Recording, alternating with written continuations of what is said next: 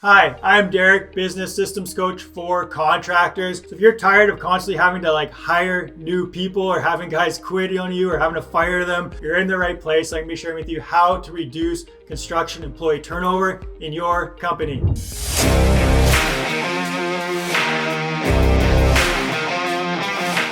Okay, so before we jump into all the great content, give this video a big thumbs up. Super appreciate it. Hit the subscribe button if you haven't yet. Subscribe to the channel. Great way to grow your business and get all of our awesome content. So I was talking to a guy the other day and he was telling me about his turnover. I couldn't remember, but it was something pretty crazy. Saying maybe 2 out of 10 people that he hires work out in his business. I hope yours is better than that. But I know these frustrations firsthand too on my contracting business when I was starting out. And it's one of those things that a lot of guys just feel is normal for construction is, you hire 5 people, maybe a couple work out and seasonal. So you're gonna be hiring guys every year, but there is a good way to do this. There is a lot of different things that you can do in your business in order to keep guys long-term who are going to stay with the business, and you don't have to constantly be hiring, wasting money, wasting time, trying to get new people in, and it's just, it's bad on the culture. So first thing we're going to look at is hiring. Of course, if you know ahead of time if someone's going to work out properly or not, well, it's going to, improve your turnover so much. So one thing that you got to be thinking about when you're hiring is your ideal employee avatar. So who's an ideal employee? What kind of traits do they have? What kind of skills do they have? A good way to do this is to think about somebody in your company, could be a current employee or previous employee who stayed with your company, for a long time, who worked out really well, did really great in that position. What characteristics do they have? What skills do they have? What background did they have? What kind of person were they? What were their values? So try to get a clear picture of who would be a good fit for this company. And then when you're hiring people, keep in mind,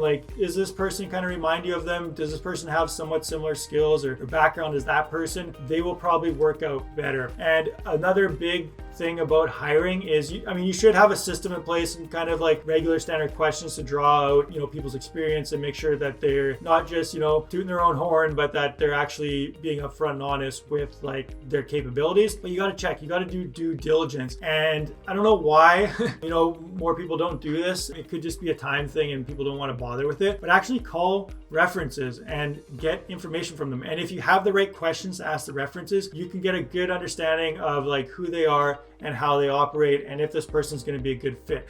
Everybody should be able to give a couple of references that are going to say something good about them. So you can expect references that they give you are generally going to say good things about them, but you should be able to get a feel for how that person operate in that business, and if there are some things that just don't seem right or don't quite click. So some great questions are, did this person ever have any conflict with other employees? Did they ever come late? Was there ever a disagreement between you and them as far as their schedules or the time or the compensation? So ask pretty direct questions and judge the qualifications of the reference. If this is an owner of a business that they've been employed at for 2 or 3 years, well, that's probably going to be a pretty good reference and a pretty good idea of who they are. If this is someone non-job related, or maybe a direct manager but not necessarily a business owner who kind of worked with them for a couple months, well, you can't really put a lot of credit in that. So just taking the time to do due diligence can save you tons of time later on and headaches of having to hire somebody else. So does that make sense? That's the first one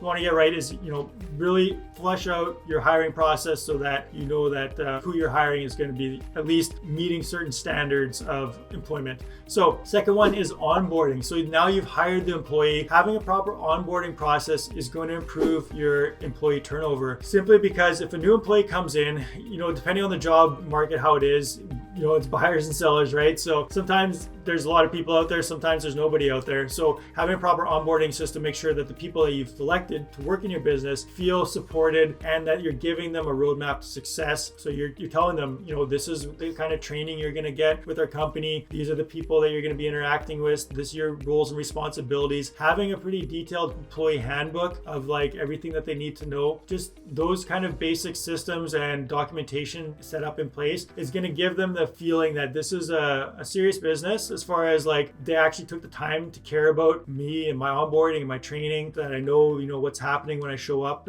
where to show up, what tools I need, all this kind of stuff. It gives them a great, experience with your company, and it tells them everything they want to know. And having like something like an employee handbook, it can go through, they can read through it. It doesn't have to be like a 30-page, document, just 5 pages, maybe 4 or 5 pages of everything they need to know about your company and getting started. And then you don't have to go through that. It saves you time, saves them time. And when they show up to site, they already know what's going on. They already understand, the company culture and what they should be doing. So that's the second place to look at to improve your employee turnover, is have a proper onboarding process set up. Still with me here, be sharing with you, a bonus tip at the end that like differentiates the kind of average contractor to the more high level contractor. So stay tuned for that tip at the end. The third thing I'm going to be talking about here is culture and values. So culture is big in a business. If your culture is not aligned with the employees that you hire, or your culture is just piss poor, to be honest, you're not going to be able to retain employees. If you're expecting them to, break their back for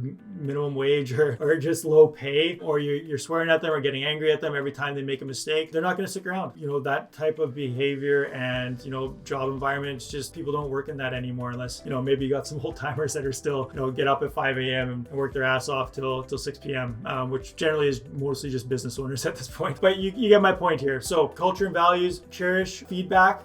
Feedback from supervisors, making sure that you're constantly asking managers and supervisors, how's this employee working out? Are they fitting in with the culture? Is there, things we can do to support them? I mean, you got to be straight and, up and up with your employees, and not just let them, come in whenever they want and slack off and everything. But it should be a supportive community of, culture where you're helping them, you're understanding if they make mistakes, that it's, as long as they want to learn and they realize their mistakes, that they're working through that. And then compensation. So what's your culture as far as compensation? Do you provide regular raises? Do they have, perks of maybe company outings, beers and pizza, or providing gift cards sometimes, or clothes, or having like credit available for buying tools or bonuses, things like that. There's a lot of like things that don't necessarily cost a lot of money, but can be a big benefit or perk to employees. So how can you provide more value to employees that doesn't cost an arm and a leg, but that is working for both parties? And just kind of a tip on bonuses. I know a lot of contractors are like, oh, when you finish this big project, we should be very profitable, and I've promised the guys bonuses, but then they get into the project like construction doesn't always go as smoothly. They didn't really make much on the project, and now they've promised these bonuses to the guys. Or if they're like, let's get this done in 2 weeks and I'll give you guys this bonus or whatever. It can be a good way to motivate employees, and it's fun, but when the bonuses don't come around, or if it doesn't work out like the way that you envisioned or planned, it kind of leaves a bad taste in everyone's mouth. So that's why I don't like to offer bonuses necessarily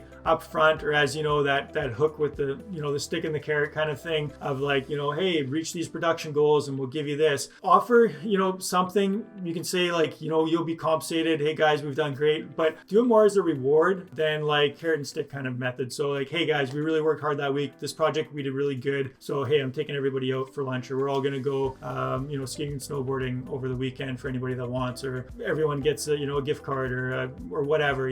So offer it as like a bonus, incentive, something extra that they get as a perk, but not something that's tied necessarily like, hey, if you reach this. If you're dealing with like a salesperson or someone who's in that kind of a role, possibly there's a place for that. But as far as the production crew, better just to give them stuff for work well done and pay them a little bit more. So won't go on about that, but you get my point with culture and values and how important that is with employee retention, of creating that environment where people want to stick around. They feel supported, they feel appreciated, feel grateful to be working for your company because they know that you care about them and you want to provide for them and have the best for them. All right, so moving on. Number 4, this is the bonus that differentiates a lot of like really high level contractors and companies that are really growing and expanding from kind of just the general everyday contractor. That's track and review your numbers. Doesn't take a lot to just go back. How many employees did you hire last year? How many ended up quitting? How many ended up getting fired? How long did they stick around? How long are your current employees? What's the average amount of time that an employee stays with your business? Having these numbers in place, you can start to track, and every 6 6 months or every year, start checking, like, are we doing better? Is, these new programs or this new hiring style or this, onboarding that we implemented, is it improving our employee turnover? Is it improving our profitability, satisfaction by employees? So figure out and track those numbers, and you will differentiate yourself from a lot of contractors and business owners who aren't running things by the numbers and just thinking like, it seems to be working, right? But you don't really know until you start doing the numbers. So if you want help with this, reach out. There's a link in the description below, free course on how to systematize a business. It's called How to Build a Business That Runs Without You. So all about how you start putting in these systems and processes, getting an onboarding system, getting the culture in place, a hiring system to improve your business overall. Here's to the best with your hiring. Hoping your employees, are happy and last a long time.